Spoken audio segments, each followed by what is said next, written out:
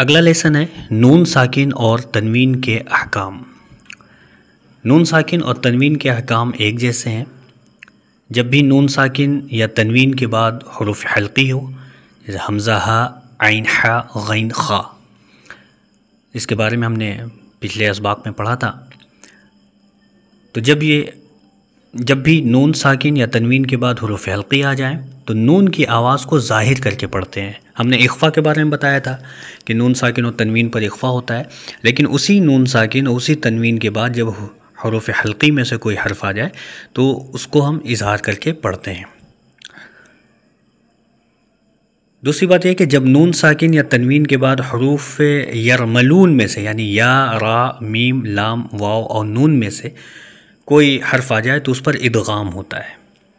یا، میم، واو اور نون غنہ کے ساتھ ناک میں 2 حرکت کھینچ کر، جیسے من یہدی، من یہدی، تو یہ ادغام ہو رہا ہے نون کا یا میں، چونکہ یرملون میں سے یا ہے۔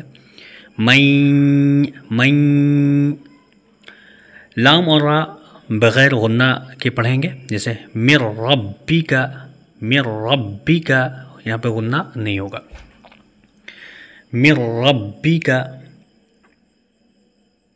اور مشق دیکھ لیں، من یعمل سیئۃ یفرح من مال فریق منہم من ولی سیدا وحصورا